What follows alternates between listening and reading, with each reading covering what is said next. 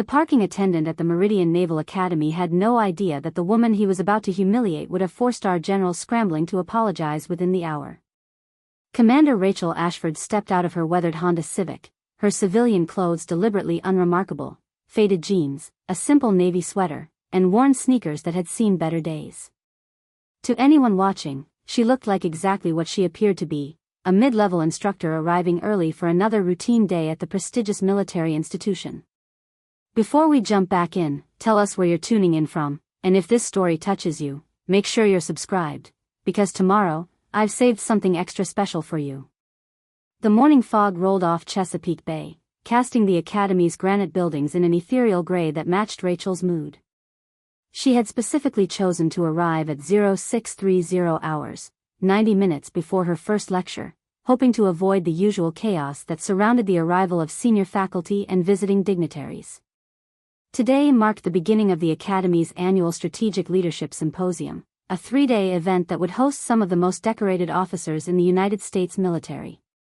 Rachel preferred to observe these gatherings from the periphery, her natural inclination toward quiet professionalism making her uncomfortable with the pageantry that accompanied such occasions. The leather messenger bag slung across her shoulder contained materials that would surprise anyone who bothered to examine them closely. Instead of standard lecture notes or academic papers, the bag held classified briefings from the Pentagon, direct communications from the Joint Chiefs of Staff, and strategic assessments that bore classification levels most Academy instructors would never encounter in their entire careers. But Rachel carried these documents with the same casual demeanor she brought to everything else, treating state secrets like grocery lists and treating Admiralty communications like routine correspondence. Her appearance was as carefully calculated as everything else about her public persona. At 34, Rachel possessed the kind of understated competence that made her forgettable in crowds but invaluable in crisis situations. Her auburn hair was pulled back in a simple ponytail that met Academy grooming standards without drawing attention.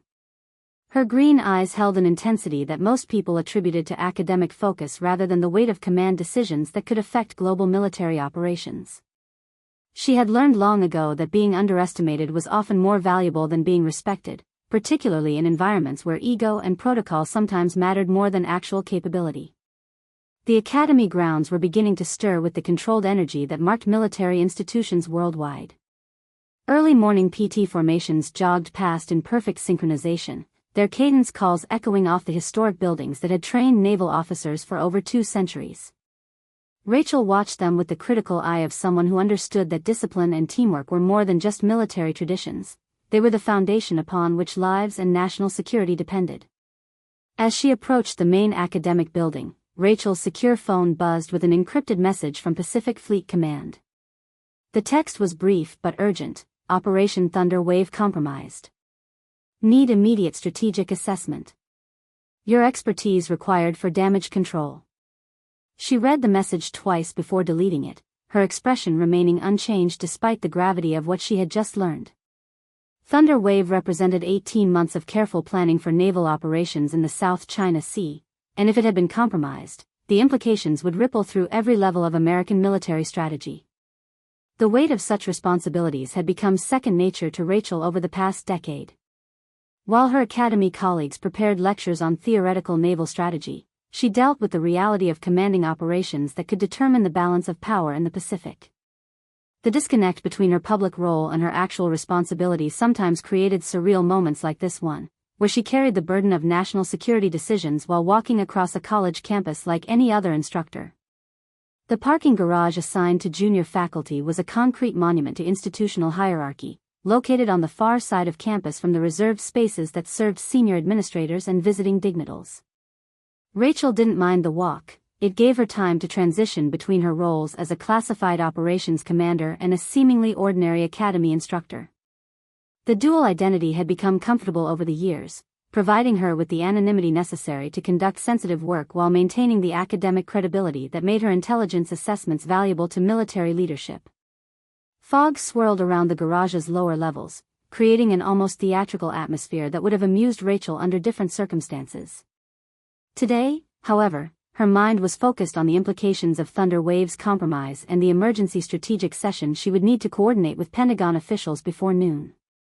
As she walked toward the garage entrance, fishing her keys from her messenger bag, she remained unaware that her carefully maintained cover was about to be challenged by someone whose understanding of military hierarchy was about to receive a profound education. The morning that would transform from routine to legendary had begun with typical Rachel Ashford precision, methodical, understated, and completely focused on the mission at hand.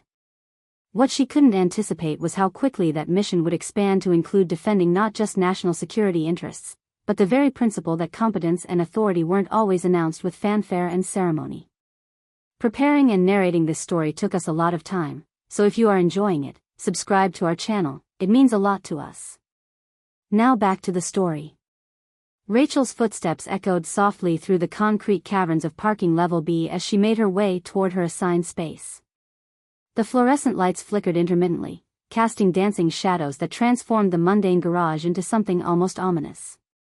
She had learned to find peace in these quiet moments before the storm of her daily responsibilities began, using the solitude to mentally prepare for the complex juggling act that defined her existence.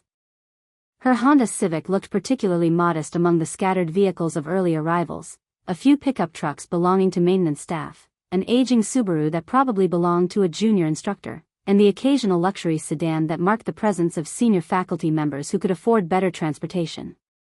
Rachel's choice of vehicle was as deliberate as everything else about her public persona. The car was reliable, unremarkable, and completely inconsistent with the kind of transportation that someone of her actual rank and security clearance might be expected to drive. The leather messenger bag she carried told a different story entirely, though its contents remained invisible to casual observation. Nestled between seemingly ordinary academic materials were documents that would make headline news if their contents became public. Strategic assessments of Chinese naval capabilities in the disputed waters around Taiwan. Intelligence briefings on Russian submarine movements in the Arctic. Preliminary reports on emerging threats to American naval supremacy that kept Pentagon officials awake at night worrying about the future of global military balance. Rachel had been carrying such burdens since she was 26 years old, when a combination of exceptional analytical capabilities and unshakable emotional stability had caught the attention of Naval Intelligence Command.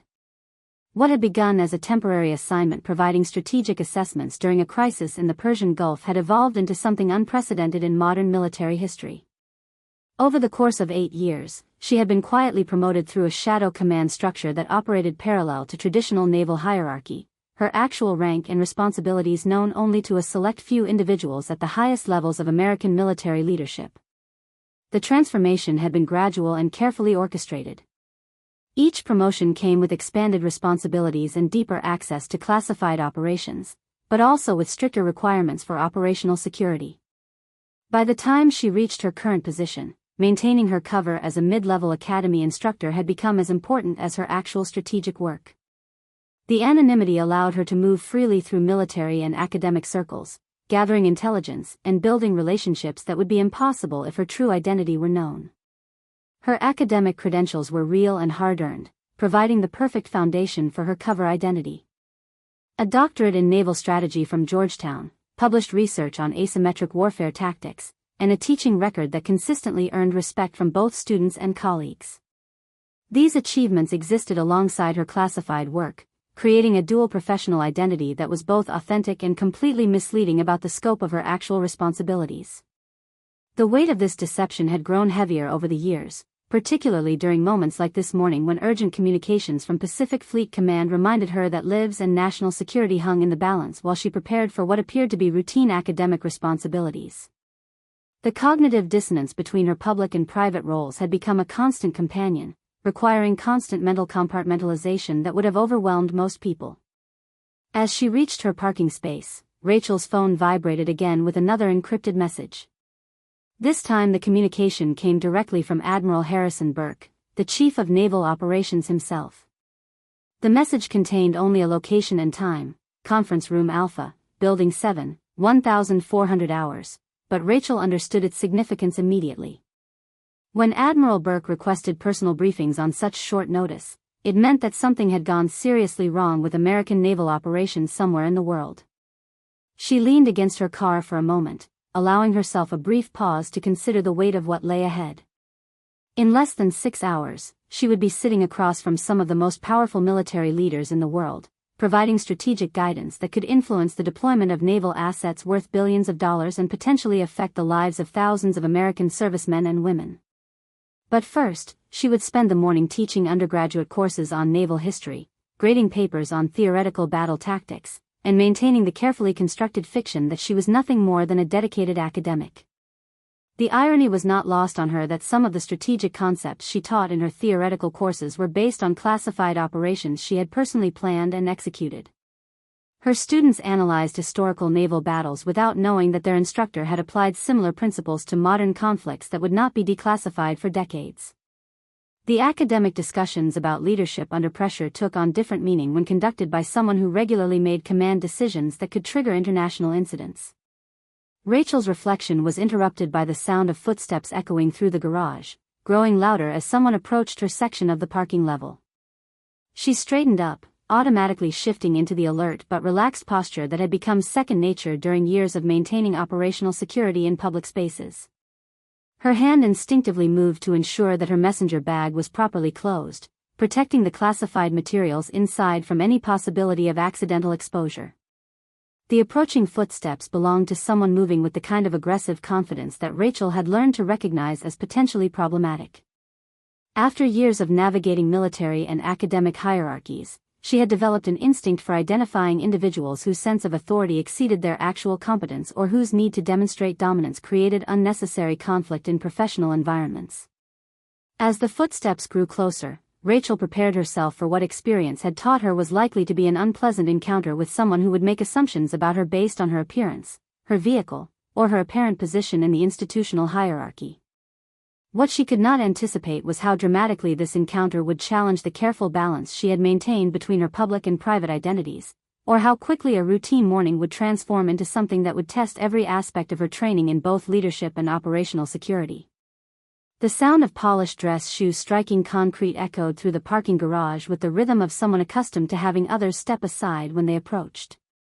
Rachel didn't need to turn around to recognize the particular cadence of military bearing combined with civilian arrogance, a combination that usually belonged to recently retired officers who had transitioned into positions where they expected the same deference they had once commanded in uniform, but lacked the actual authority to demand it. Colonel David Thornfield emerged from behind a concrete pillar, his imposing figure casting a long shadow under the flickering fluorescent lights. At 52, Thornfield carried himself with the aggressive confidence of someone who had built his entire identity around the assumption that physical presence and vocal volume could substitute for actual competence. His transition from active duty to his current position as Director of Academy Security had been marked by a series of increasingly petty power struggles with faculty members who failed to show him what he considered appropriate respect. Thornfield's background was the kind that looked impressive on paper but revealed significant gaps under closer scrutiny. 25 years in the Army, rising to the rank of colonel through a combination of political networking and careful avoidance of assignments that might expose his limited tactical capabilities. His service record showed a pattern of administrative positions and liaison roles that kept him away from actual combat operations, though he had become skilled at implying greater battlefield experience than he actually possessed. His current position at the Meridian Naval Academy had been obtained through connections rather than qualifications, a fact that created constant insecurity about his legitimacy among the faculty. Thornfield compensated for this insecurity by asserting his authority in increasingly aggressive ways, particularly toward junior staff members who couldn't effectively challenge his behavior without risking their own positions. He had developed a reputation for creating confrontations that allowed him to demonstrate his dominance while maintaining plausible deniability about his motives. Following 2 steps behind Thornfield was Lieutenant James Morrison, a young Academy security officer whose career had become unfortunately entangled with his superior's need for validation. Morrison was everything Thornfield wished he had been at that age, genuinely competent, respected by his peers, and possessing the kind of natural leadership ability that couldn't be faked or politicized. Unfortunately, Morrison's loyalty to the chain of command had blinded him to Thornfield's character flaws, creating a situation where his own reputation was being slowly undermined by association. At 28, Morrison represented the best of military professionalism. His service record included actual combat experience in Afghanistan, where he had earned a Bronze Star for actions that required genuine courage rather than political maneuvering. His assignment to Academy Security was supposed to be a stepping stone to more significant responsibilities, but Thornfield's mentorship was beginning to damage Morrison's standing with faculty members who might otherwise have supported his career advancement. The third member of the approaching group was Sergeant First Class Robert Hayes, whose presence added an element of genuine menace to what might otherwise have been a merely unpleasant encounter.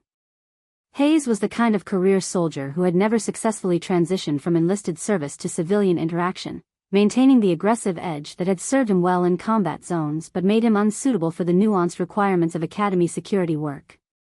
Hayes's military background included multiple deployments to Iraq and Afghanistan, where his particular talents for intimidation and physical confrontation had been valuable assets. However, his inability to modulate his behavior for peacetime environments had created a series of incidents that should have disqualified him from working in an academic setting. Thornfield had specifically requested Hayes for his security team, recognizing that the sergeant's willingness to use intimidation tactics would be useful for establishing dominance over faculty members who might otherwise challenge his authority. The three men moved through the parking garage with the coordinated positioning of a military patrol, though their current mission had nothing to do with legitimate security concerns. Thornfield had spent the previous evening reviewing personnel files and had identified several faculty members whose apparent lack of proper deference required correction. Rachel Ashford's name had appeared on his list not because of any actual infractions, but because her quiet professionalism and academic credentials made her the kind of person whose submission would validate his authority more effectively than targeting obviously vulnerable individuals. Thornfield's approach to establishing dominance followed patterns he had refined over years of military and civilian leadership. He preferred to target individuals who appeared competent but lacked obvious institutional protection, creating confrontations that would demonstrate his power while minimizing the risk of serious consequences. Faculty members were particularly attractive targets because their academic focus often made them reluctant to engage in the kind of aggressive behavior that Thornfield used as his primary management tool. The sight of Rachel's modest Honda Civic had confirmed Thornfield's assessment that she represented an ideal target for the kind of authority demonstration he had planned. Her choice of vehicle, combined with her civilian clothing and apparent isolation in the parking garage, suggested someone who lacked the institutional connections or personal resources that might make challenging her a risky proposition. From Thornfield's perspective, she appeared to be exactly the kind of person who needed to understand her place in the Academy's hierarchy. What Thornfield couldn't possibly understand was that Rachel's modest appearance was the result of operational security requirements rather than limited resources or low institutional status. Her careful cultivation of an unremarkable public persona had been designed to protect classified operations, not to reflect her actual capabilities or connections within the military establishment.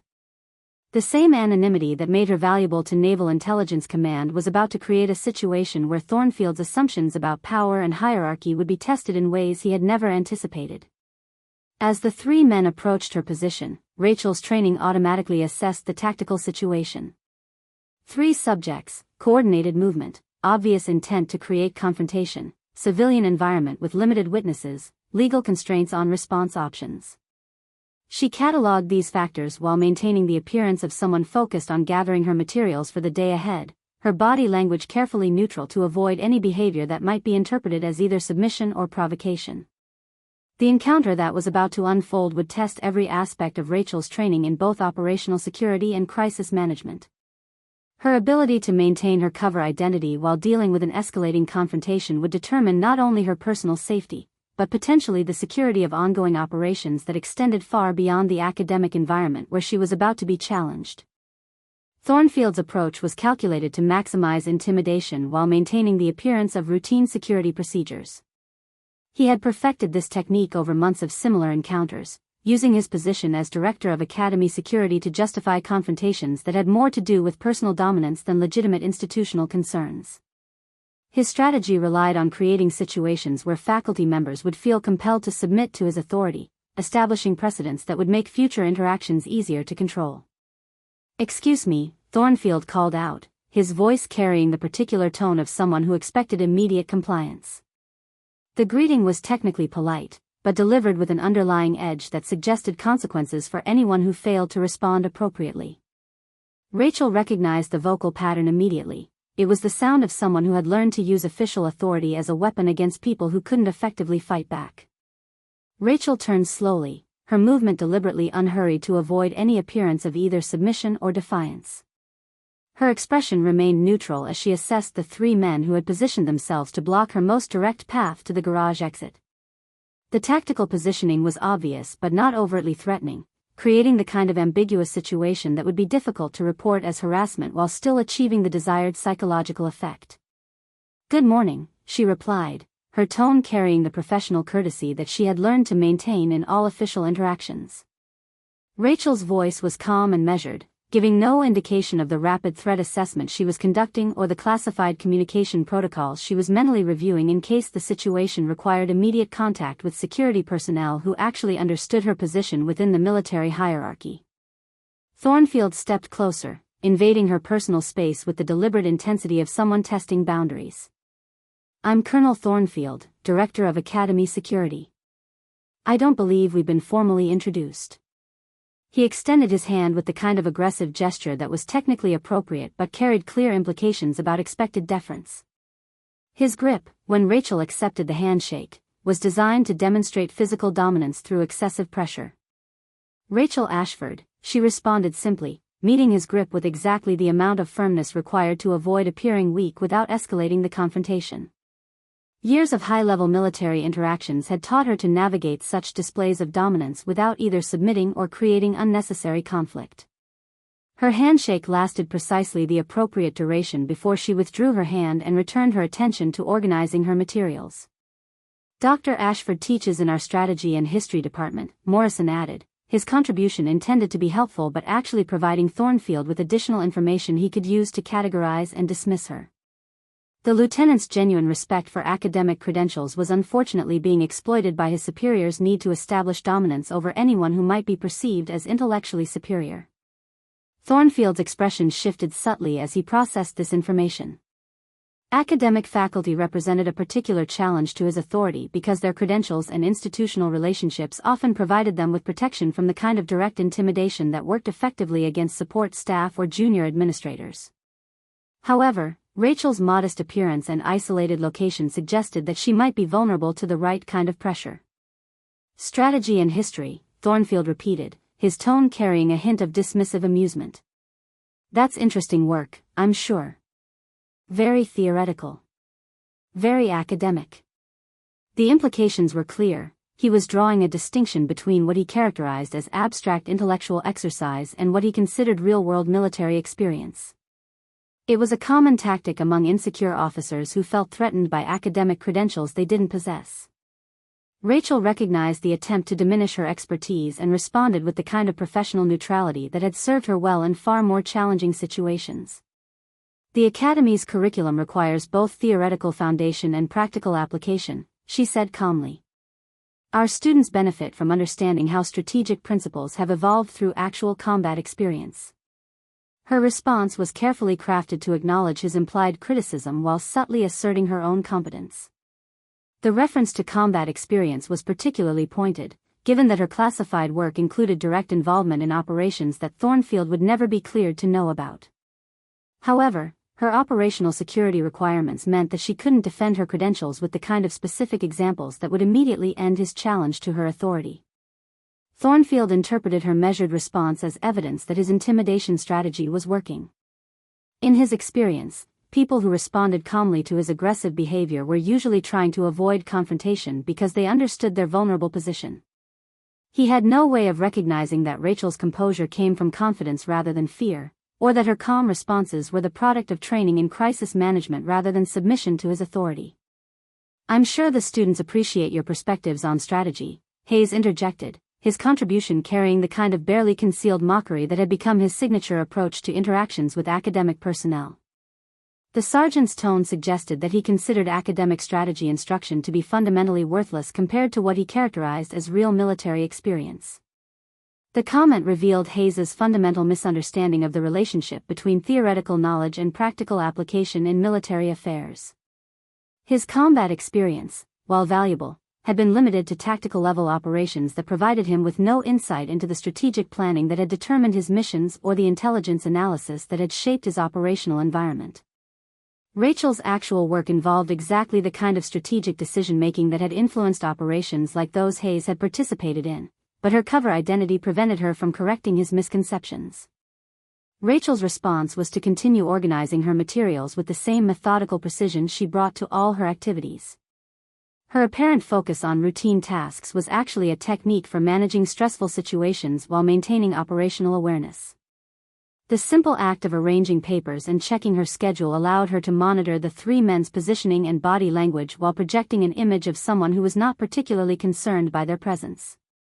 Dr. Ashford, Thornfield continued, stepping closer again and adopting the kind of authoritative tone he typically reserved for subordinates who required correction. I've been reviewing some concerns about faculty parking procedures. There have been reports of unauthorized vehicle placement and failure to follow proper registration protocols. The accusation was vague enough to be difficult to dispute while serious enough to justify whatever consequences Thornfield chose to impose. It was a technique he had refined through practice, creating problems that existed primarily in his own interpretation of regulations rather than actual violations that could be objectively verified. The strategy allowed him to establish his authority while maintaining plausible deniability about his motives. Rachel understood immediately that she was being subjected to what military personnel often called chicken harassment, the use of technical regulations to create problems for people who couldn't effectively challenge the harassment without risking escalation. Her years of experience with institutional politics had taught her to recognize such tactics, though her current situation was complicated by the operational security requirements that prevented her from revealing her actual position within the military hierarchy. The confrontation was beginning to escalate in exactly the way Thornfield had intended, creating a situation where Rachel would either have to submit to his authority or risk the kind of conflict that could jeopardize her carefully maintained cover identity. The turning point came when Thornfield's eyes settled on Rachel's messenger bag with the kind of predatory interest that suggested he had found what he was looking for. The leather bag represented everything he needed to transform this encounter from routine intimidation into something that would demonstrate his authority in ways that couldn't be ignored or dismissed. His experience had taught him that controlling access to someone's personal property was one of the most effective methods of establishing psychological dominance.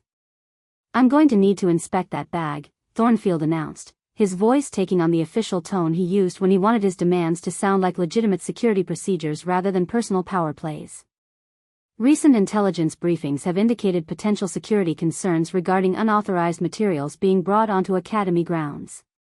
The statement was a masterpiece of bureaucratic manipulation, combining just enough official-sounding language with vague security references to make challenging his authority appear unreasonable. Thornfield had learned that invoking security concerns was particularly effective because it created situations where resistance could be characterized as suspicious or unpatriotic. Most faculty members would submit rather than risk being labeled as potential security threats. Rachel felt something cold and dangerous settle in her chest as she processed what Thornfield was demanding. The messenger bag contained materials that were classified at levels that would make national headlines if their contents became public. Strategic assessments, intelligence briefings, and direct communications from the Pentagon that revealed ongoing operations affecting global military balance. Allowing Thornfield access to those documents would represent a security breach of unprecedented magnitude. But more than the classified materials, the bag contained something that made Thornfield's demand a personal violation that transcended professional harassment. Nestled between the intelligence reports was a small wooden jewelry box that had belonged to her grandmother, Admiral Catherine Ashford, who had broken barriers as one of the first women to achieve flag rank in the modern Navy. The box contained her grandmother's original commission papers, her Bronze Star citation, and a letter written to Rachel on her 18th birthday that had shaped her decision to follow the same path of service. Admiral Catherine Ashford had faced challenges that made Thornfield's bullying look like childish tantrum throwing. She had commanded respect in an era when women in military leadership were viewed with suspicion and hostility that made modern discrimination seem mild by comparison. Her legacy had provided Rachel with both inspiration and a standard of excellence that had driven her to exceed even her grandmother's achievements while maintaining the same quiet professionalism that had characterized the Admiral's approach to leadership.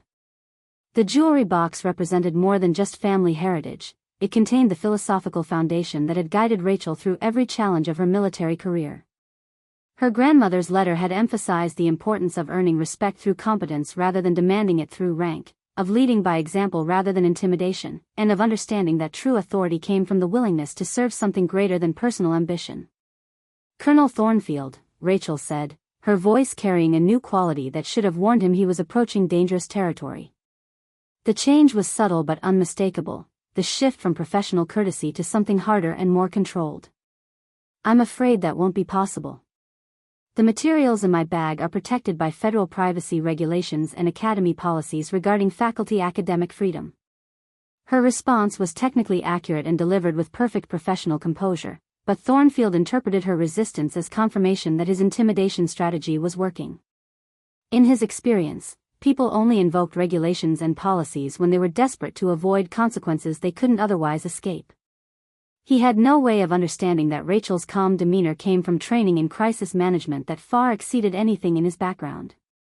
Dr. Ashford, Hayes interjected, stepping closer with the kind of aggressive posturing that had served him well in combat zones but was completely inappropriate for academic environments.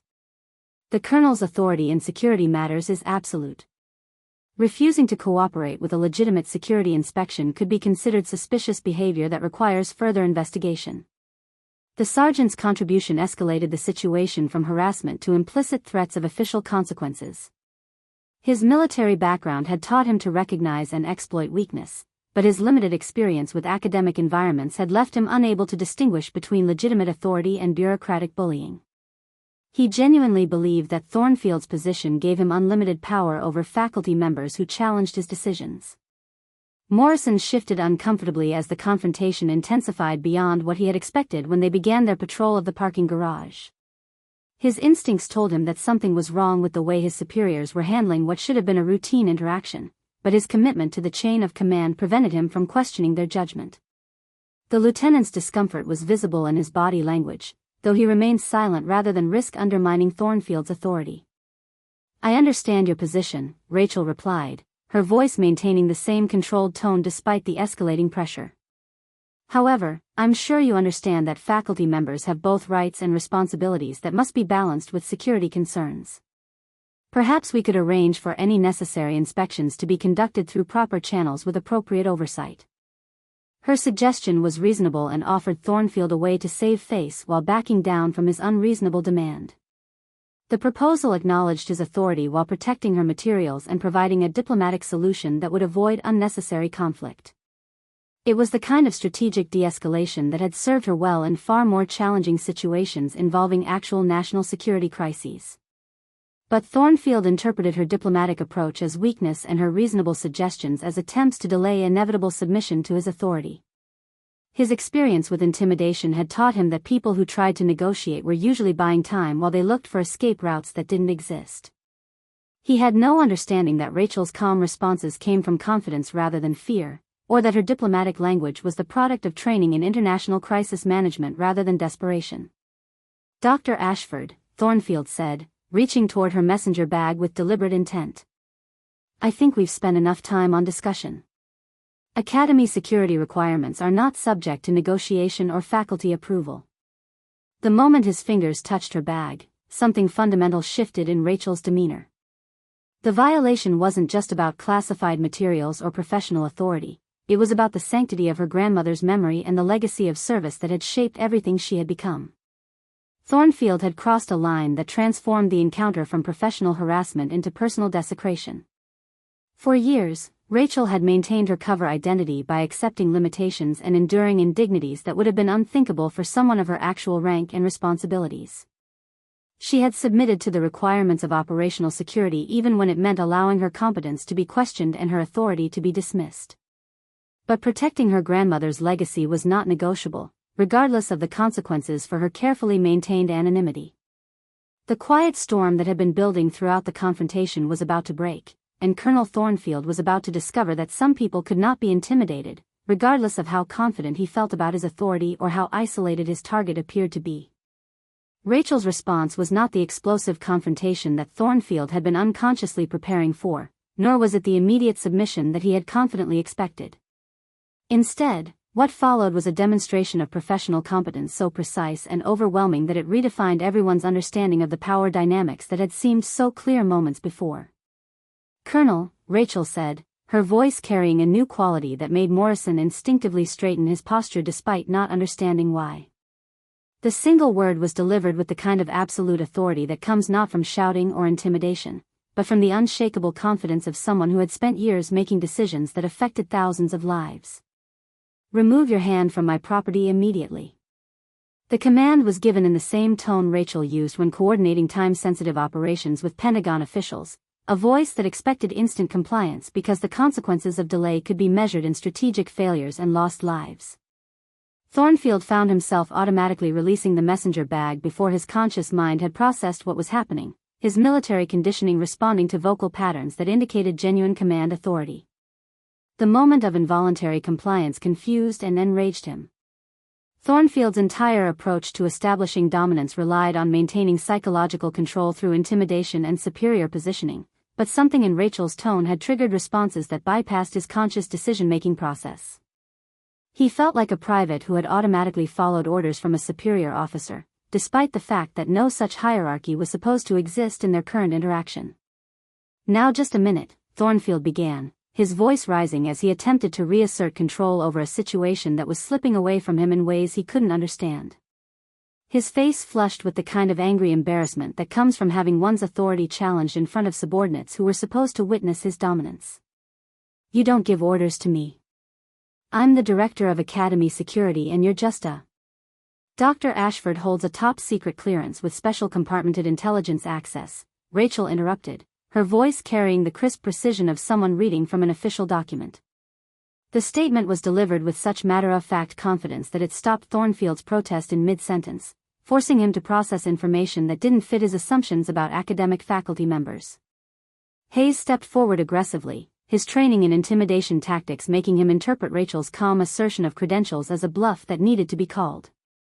"Ma'am, with all due respect, Academy instructors don't have access to classified materials at those levels. You're talking about security clearances that are reserved for active military personnel in sensitive positions." Rachel reached into her jacket pocket with deliberate care, her movements slow enough to avoid any appearance of threat while maintaining the controlled precision that marked everything she did. She withdrew a slim leather credential case that looked unremarkable until she opened it to reveal identification that made Hayes's aggressive posture falter immediately. The credentials identified Dr. Rachel Ashford as holding the position of Strategic Intelligence Liaison with authorization codes that Hayes recognized from his own military service. The ID showed clearance levels that exceeded anything he had encountered during his combat deployments, with access categories that indicated involvement in operations far above the tactical level where his own experience had been gained. Morrison leaned forward to examine the credentials, his expression shifting from confusion to something approaching alarm as he recognized the significance of what he was seeing. His academy training had included instruction on security clearance classifications, and he understood that the authorization codes displayed in Rachel's identification represented access to intelligence that could affect national security at the highest levels. "Those credentials," Morrison said carefully, his voice carrying new respect that his superiors were too shocked to notice, "indicate direct liaison authority with Joint Chiefs operations." "Ma'am, if I may ask, what is your actual position within the military command structure?" The question hung in the air like smoke after gunfire, transforming the parking garage from a site of petty harassment into something that was beginning to resemble a formal military briefing.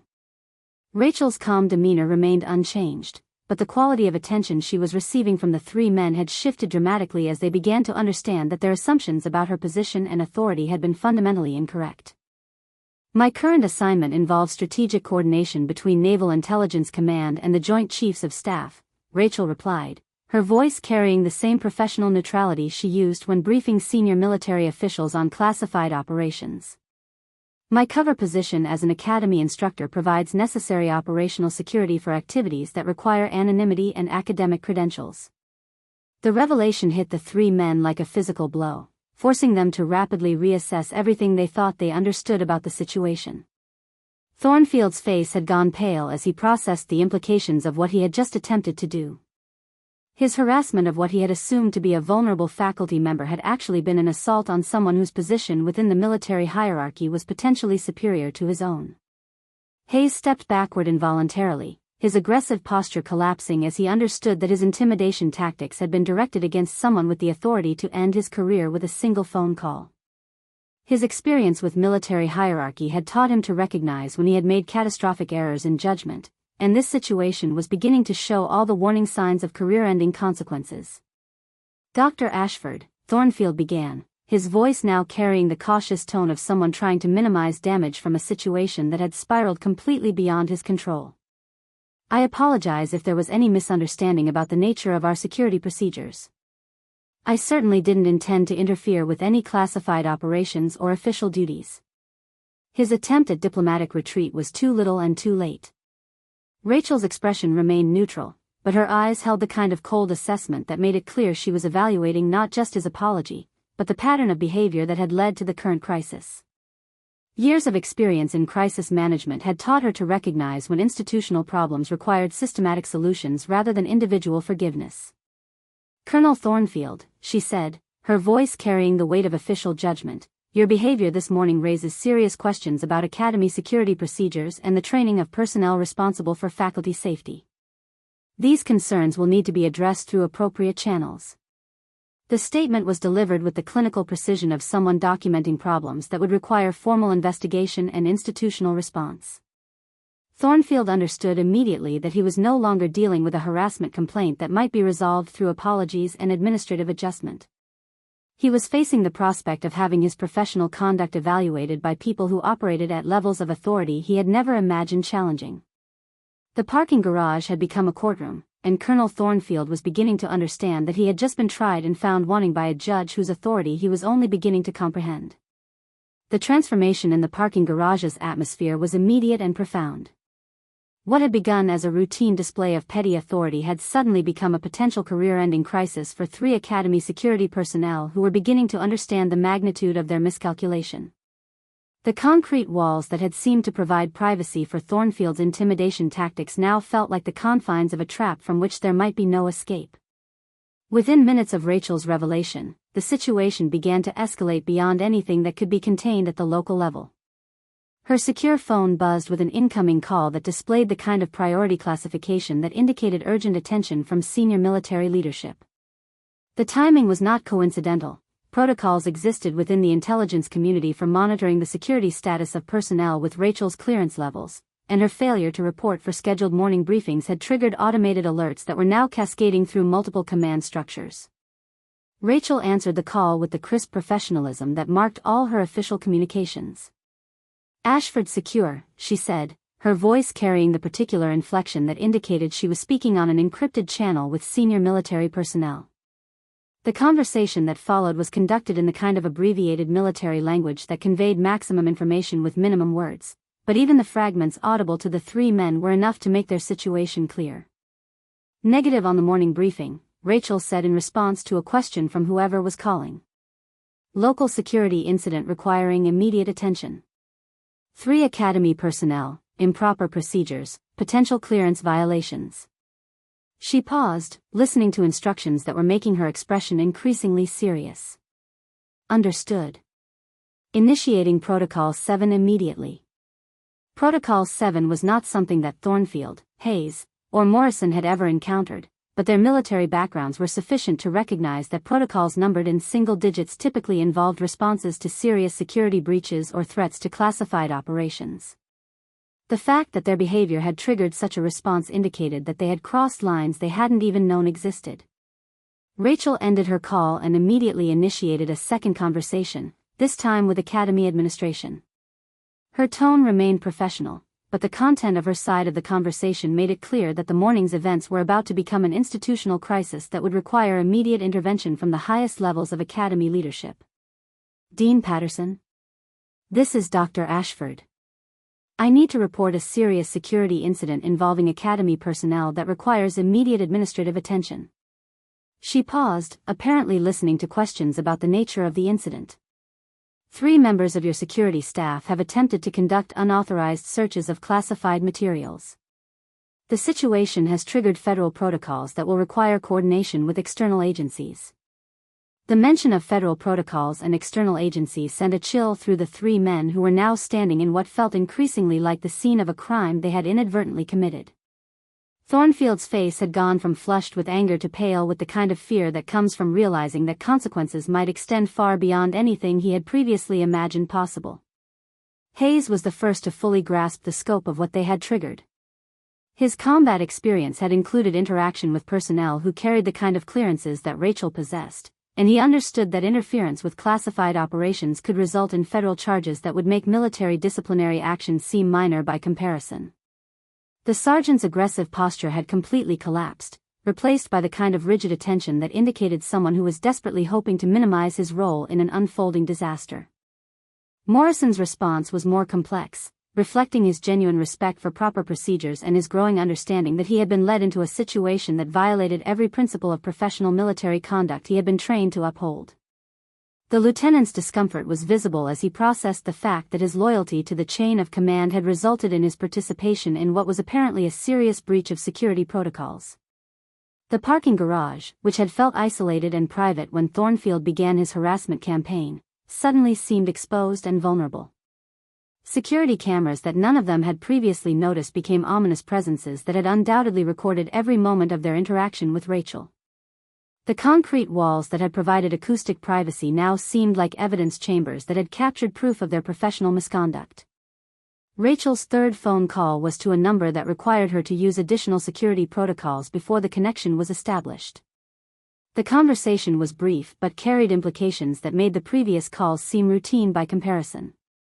When she mentioned specific code names and operational classifications, even Morrison understood that they had interfered with activities that extended far beyond Academy business.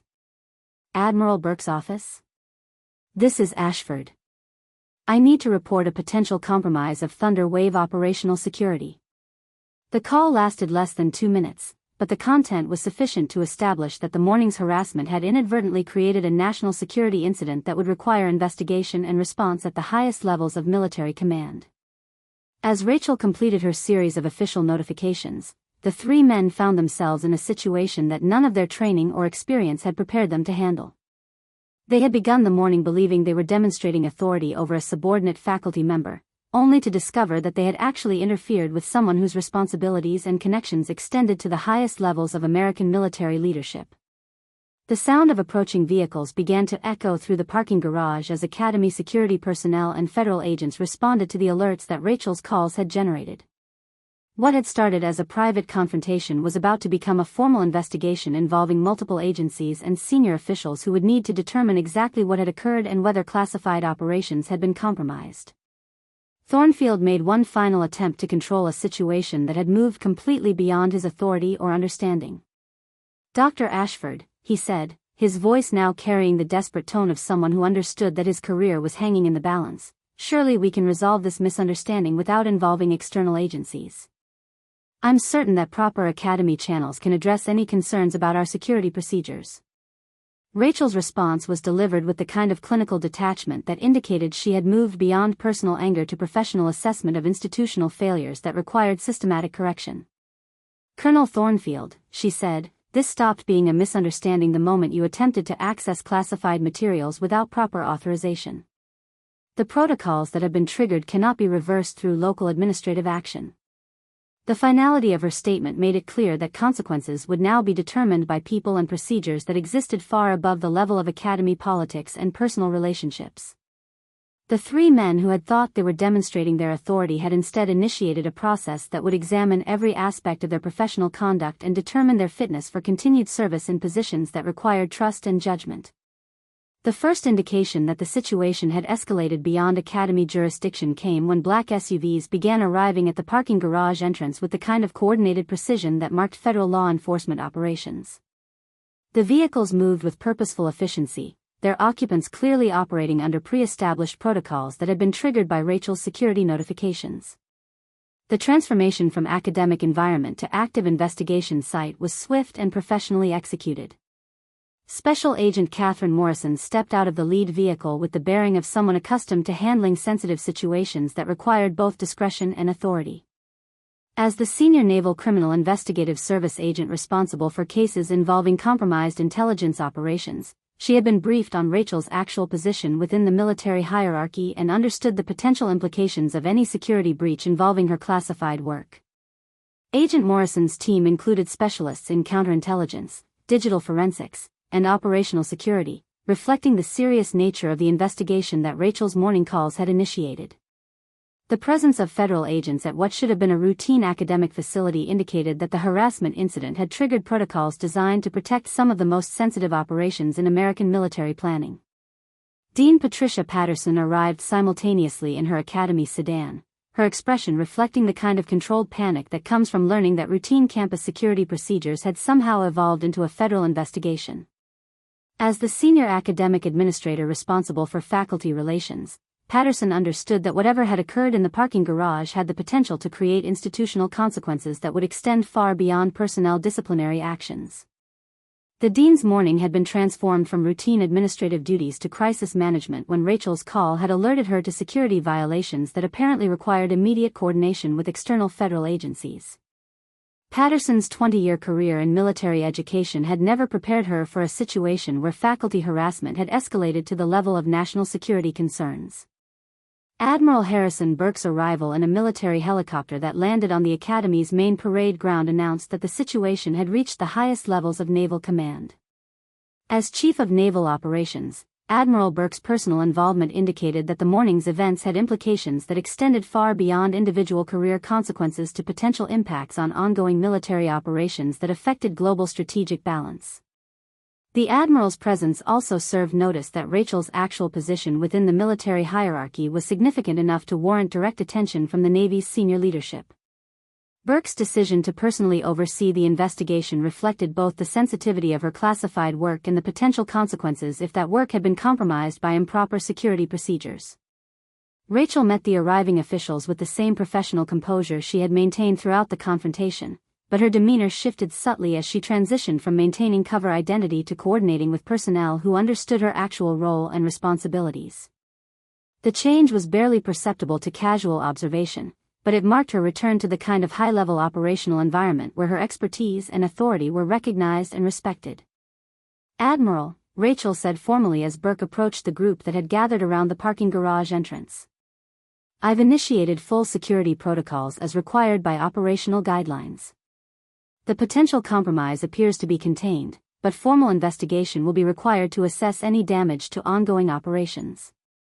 Her briefing was delivered in the crisp, efficient language that marked high-level military communications, providing maximum information with minimum words while maintaining appropriate security protocols. The contrast between her current demeanor and the quiet academic persona she had maintained earlier was striking enough to make even Admiral Burke reassess his understanding of her capabilities. Burke's response revealed the scope of what was at stake in the investigation that was about to begin. "Dr. Ashford, Thunder Wave Operational Security has been elevated to Priority Alpha status pending resolution of this incident. All personnel with potential access to compromised information will be subject to enhanced screening procedures until we can determine the extent of any security breaches." The mention of Priority Alpha status and enhanced screening procedures made it clear that the morning's harassment had triggered security responses normally reserved for serious threats to ongoing military operations. Thornfield, Hayes, and Morrison found themselves at the center of an investigation that would examine not just their behavior during the parking garage incident, but their entire professional backgrounds and security clearances. Agent Morrison began coordinating with Academy security personnel to establish a secure perimeter around the area where the confrontation had occurred. The parking garage was being transformed into a controlled investigation site where every aspect of the morning's events would be documented and analyzed for potential security implications that might affect ongoing classified operations. The technical aspects of the investigation involved specialists who began examining security camera footage, digital records, and communication logs to establish a complete timeline of events that led to the security alert. The thoroughness of their approach reflected the serious nature of any potential compromise of operations that involved personnel with Rachel's clearance levels and operational responsibilities. Dean Patterson found herself coordinating between federal investigators and Academy administration to ensure that institutional procedures were followed while allowing the investigation to proceed without interference. The complex jurisdictional issues involved in examining security incidents that crossed between academic and federal authority required careful navigation to protect both institutional interests and national security concerns. The three Academy security personnel who had initiated the confrontation were separated and prepared for individual interviews that would examine their actions, motivations, and potential access to any information that might compromise ongoing operations. The investigation would determine not just whether disciplinary action was appropriate, but whether their behavior had created security risks that required broader institutional response.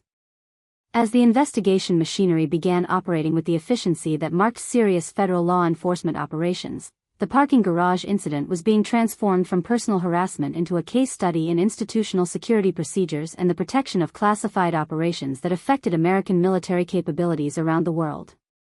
The morning that had begun with petty authority demonstrations was becoming an examination of how individual behavior could impact national security, and whether academy procedures were adequate to protect the kind of sensitive operations that required both academic cover and operational anonymity to maintain their effectiveness in an increasingly complex global environment. The interrogation rooms in the Academy's administrative building had been hastily converted into secure interview facilities as federal agents began the systematic process of determining exactly what had transpired and whether classified operations had been compromised. Each of the 3 security personnel faced individual questioning designed to establish their actions, motivations, and potential access to information that could affect national security. Colonel Thornfield sat across from Agent Morrison in Interview Room Alpha, his confident demeanor from the parking garage completely replaced by the careful responses of someone who understood that his career and freedom potentially hung in the balance. The federal agent's questions were precise and methodical, designed to establish not just what had occurred, but the institutional culture that had made such behavior possible. Colonel Thornfield, Agent Morrison began, her voice carrying the professional neutrality that marked experienced investigators. Please describe your understanding of Dr. Ashford's position and responsibilities at the Academy prior to this morning's incident. Thornfield's response revealed the depth of his ignorance about the person he had chosen to harass. I understood her to be a junior faculty member in the Strategy and History Department. Her personnel file indicated standard academic credentials with no notation of special security clearances or classified responsibilities. The agent's follow-up questions established that Thornfield had never bothered to verify Rachel's actual clearance status or investigate whether her modest academic persona might serve purposes beyond simple teaching duties. His assumption that appearance and behavior indicated actual authority had led him to target someone whose position within the military hierarchy was potentially superior to his own. In Interview Room Beta, Sergeant Hayes faced questions that focused on his pattern of intimidation tactics and whether his behavior represented individual misconduct or systemic problems within Academy security procedures. His military background had taught him to provide direct, factual responses to official questioning, but his answers revealed a disturbing pattern of aggressive behavior toward faculty members. Sergeant Hayes, the investigating agent, inquired, how many similar confrontations have you participated in with Academy faculty members over the past 6 months? Hayes's reluctant admission that the morning's incident was part of a broader pattern of harassment campaigns orchestrated by Thornfield provided investigators with evidence of systemic abuse of authority that extended far beyond a single unfortunate encounter. His responses established that multiple faculty members had been subjected to similar intimidation tactics designed to establish Thornfield's dominance over academic personnel. Lieutenant Morrison's interview in Room Gamma focused on his role as an observer and whether his failure to intervene in obvious harassment represented personal moral failure or inadequate training in proper procedures for protecting Academy personnel. His genuine distress about the situation was evident, but his responses revealed institutional problems that had made such behavior possible. Lieutenant Morrison, his interviewer asked, at what point did you recognize that Colonel Thornfield's behavior was inappropriate? And why did you not intervene to protect Dr. Ashford? Morrison's honest acknowledgement that he had recognized the harassment but felt constrained by chain of command considerations provided investigators with insight into institutional dynamics that had enabled systematic abuse of authority. His responses would contribute to recommendations for policy changes designed to protect faculty members from security personnel who confused authority with license for intimidation. Meanwhile, in the Academy's secure conference room, Rachel was providing Admiral Burke with a comprehensive briefing on the potential security implications of the morning's events. Her analysis was thorough and professional, addressing both immediate concerns about operational compromise and longer-term issues related to institutional security procedures. Admiral, Rachel explained, the attempted search of my materials did not result in actual compromise of classified information, but the incident reveals serious vulnerabilities in Academy security procedures that could be exploited by hostile intelligence services. Her assessment included specific recommendations for policy changes that would better protect personnel with sensitive clearances while maintaining the academic environment necessary for effective education. The briefing demonstrated the kind of strategic thinking that had earned her position within the intelligence community and explained why her work required both academic credentials and operational anonymity. Admiral Burke's response revealed the broader implications of the investigation that was unfolding throughout the Academy. Dr. Ashford, this incident has highlighted systemic problems that extend beyond individual misconduct to institutional failures in protecting classified operations that require academic cover. The Admiral's decision to order a comprehensive review of Academy security procedures reflected his understanding that the morning's harassment represented more than isolated bad behavior. The investigation would examine whether current policies were adequate to protect the kind of sensitive operations that required personnel like Rachel to maintain dual identities in academic environments. Agent Morrison's team had begun analyzing security camera footage that revealed the full scope of the harassment campaign that had targeted Rachel. The video evidence showed not just the morning's confrontation, but weeks of surveillance and intimidation tactics that had been employed against faculty members who had failed to show appropriate deference to Thornfield's authority. The digital forensics examination of Academy security records revealed additional evidence of abuse of authority, including unauthorized searches of faculty personnel files and manipulation of parking and access records to create pretexts for harassment. The pattern of behavior demonstrated systematic violation of policies designed to protect academic freedom and faculty safety. As the investigation progressed, it became clear that the morning's incident had exposed institutional problems that required comprehensive reform rather than simple disciplinary action against individual officers. The harassment of Rachel had revealed security vulnerabilities that could compromise ongoing operations and threaten personnel whose work required operational anonymity. The scope of the investigation expanded to include examination of Academy hiring practices, training procedures, and oversight mechanisms that had failed to prevent or detect the systematic abuse of authority that had characterized Thornfield's leadership of security operations. The morning's confrontation was becoming a catalyst for institutional changes that would affect Academy operations for years to come. By afternoon, the investigation had produced evidence sufficient to support federal charges against Thornfield and Hayes for interference with classified operations, while Morrison faced administrative action for failure to protect Academy personnel from harassment. The consequences would extend far beyond individual careers to institutional reforms designed to prevent similar incidents in the future. The parking garage confrontation that had begun as petty harassment had evolved into a comprehensive examination of institutional security procedures and the protection of personnel whose work required both academic credentials and operational secrecy to maintain American military advantages in an increasingly complex global environment. The Academy's main conference room had been transformed into a formal hearing chamber where the consequences of the morning's confrontation would be officially determined. Admiral Burke presided over proceedings that would establish precedents for how similar incidents would be handled in the future, while ensuring that justice was served for both the harassment victims and the institutional failures that had made such behavior possible. The formal charges against Colonel Thornfield were read with the precision that marked serious military justice proceedings. Interference with classified operations, abuse of authority, harassment of personnel with security clearances, and conduct prejudicial to good order and discipline.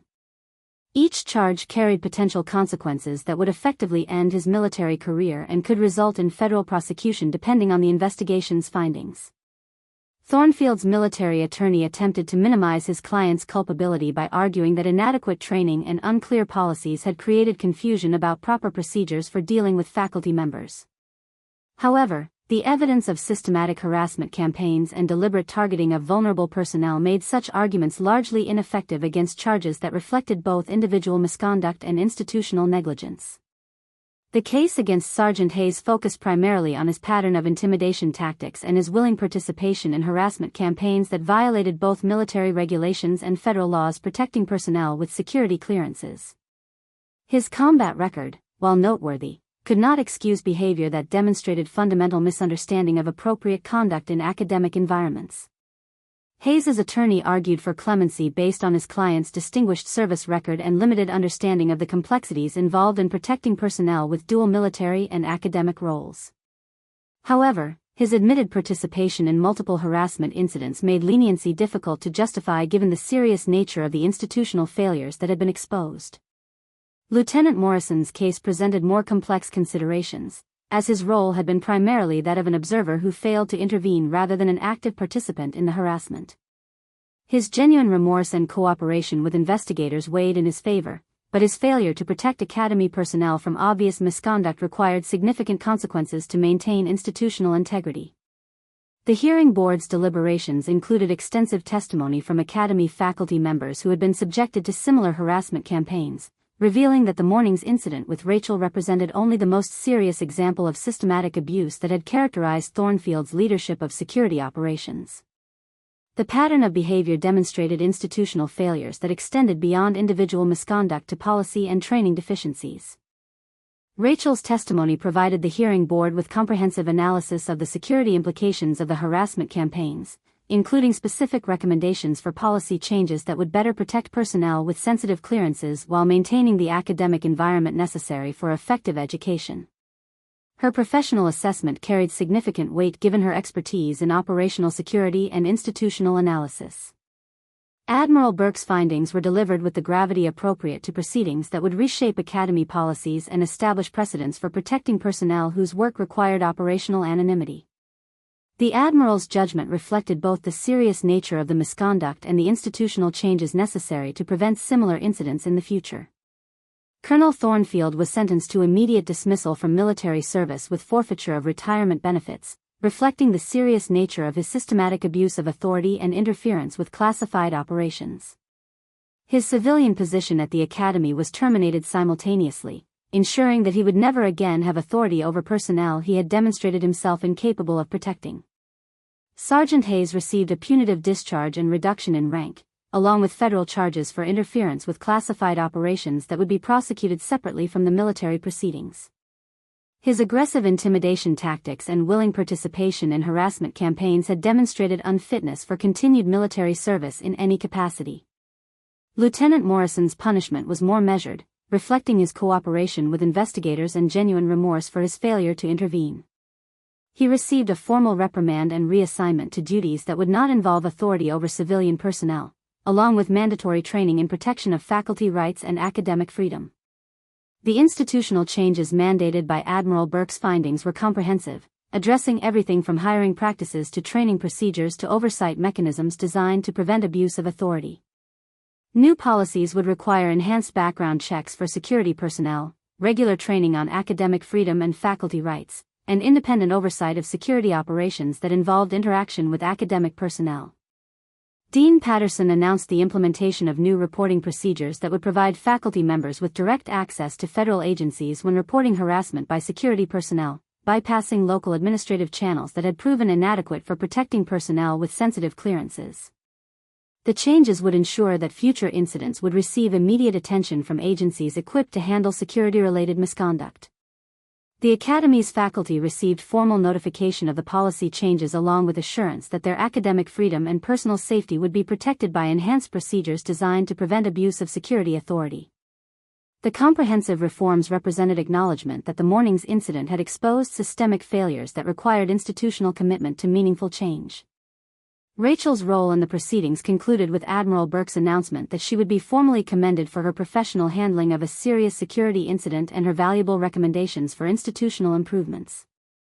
Her ability to maintain operational security while protecting classified materials had prevented a potential intelligence disaster that could have compromised ongoing operations affecting global strategic balance.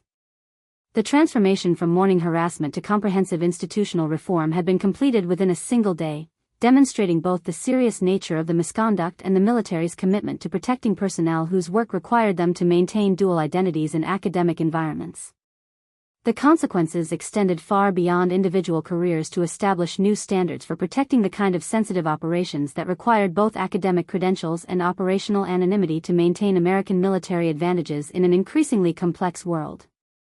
Justice had been served not just through punishment of individual misconduct, but through institutional changes that would protect future personnel from similar harassment and ensure that academic environments could safely host the kind of classified operations that national security required.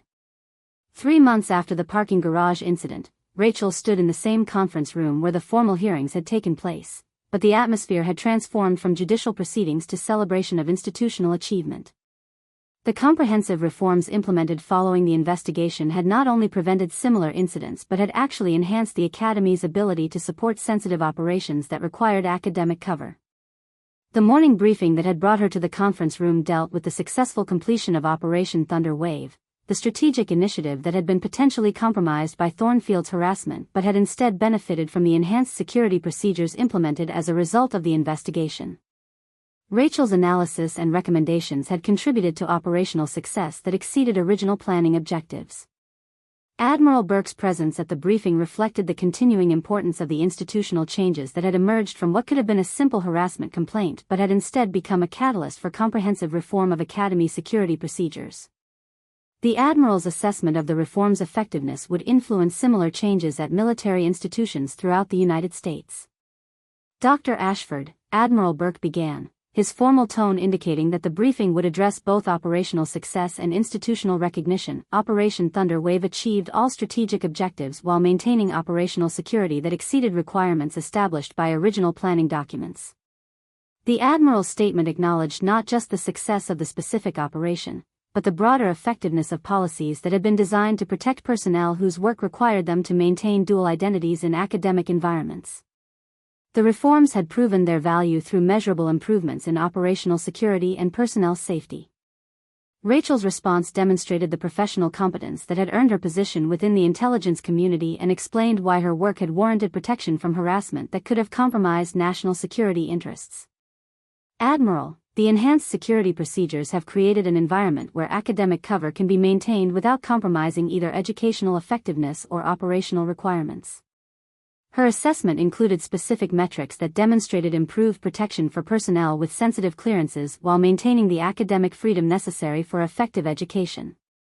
The balance between security requirements and academic integrity had been achieved through policies that recognized the complex needs of modern military education. The briefing concluded with Admiral Burke's announcement that Rachel would be receiving formal promotion to the position of Director of Strategic Academic Operations, a newly created role that would coordinate between military intelligence requirements and academic institutions throughout the United States. The promotion represented both recognition of her individual capabilities and institutional commitment to protecting the kind of sensitive operations that required academic environments. Dean Patterson's participation in the ceremony reflected the Academy's transformation from an institution that had tolerated harassment of faculty members to one that actively protected personnel whose work contributed to national security objectives. The Dean's remarks emphasized the Academy's commitment to maintaining an environment where both academic excellence and operational effectiveness could flourish. Dr. Ashford's experience has taught us that protecting our faculty means protecting our nation's strategic capabilities, Patterson explained to the assembled group of military and academic officials. The reforms we've implemented ensure that future personnel will never face the kind of harassment that could compromise their ability to serve both academic and national security missions. The ceremony included presentation of commendations to faculty members who had provided testimony during the investigation, recognizing their courage in speaking out against harassment that had created serious risks to both individual safety and institutional integrity. Their willingness to report misconduct had been essential to implementing reforms that would protect future personnel from similar abuse. Lieutenant Morrison, who had remained at the Academy following his reassignment and additional training, served as an example of how institutional change could provide opportunities for redemption and professional growth. His transformation from passive observer of harassment to active protector of faculty rights demonstrated the effectiveness of enhanced training and clear policies for preventing abuse of authority. The Academy's new security procedures had become a model for other military institutions, with delegations from service academies throughout the country visiting to study the comprehensive reforms that had emerged from the parking garage incident. The transformation from institutional failure to national model demonstrated how serious misconduct could catalyze positive change when addressed through systematic reform rather than simple punishment. Rachel's work continued to require the same operational anonymity that had made her vulnerable to harassment, but the enhanced protection procedures ensured that her academic cover could be maintained without compromising either her safety or the security of ongoing operations. The balance between operational requirements and institutional protection had been achieved through policies that recognized the complex needs of modern military intelligence work. The leather messenger bag that had nearly been compromised during Thornfield's harassment attempt now contained materials related to new strategic initiatives that would benefit from the enhanced security environment created by the Academy's reforms. Her grandmother's jewelry box remained safe within the bag, its contents serving as continuing inspiration for service that honored both family legacy and national security requirements. As the ceremony concluded, Rachel reflected on the transformation that had begun with a simple act of harassment and had evolved into comprehensive institutional reform that would protect future personnel for decades to come. The parking garage confrontation that could have ended her career had instead become the catalyst for changes that would enhance American military capabilities through better protection of the academic environments that supported sensitive operations. The morning that had begun with petty displays of authority had ultimately demonstrated that true leadership came not from intimidation or hierarchy, but from competence, integrity, and commitment to principles that transcended personal ambition. The legacy of that confrontation would continue to protect personnel whose quiet professionalism served purposes greater than themselves, ensuring that future generations of military professionals could serve both academic and operational missions without fear of harassment or compromise. Admiral Burke's final words captured the significance of what had been achieved. Today we celebrate not just individual recognition, but institutional transformation that will strengthen American military capabilities through better protection of the personnel who serve our nation's most sensitive missions. Up next, you've got 2 more standout stories right on your screen. If this one hit the mark, you won't want to pass these up. Just click and check them out.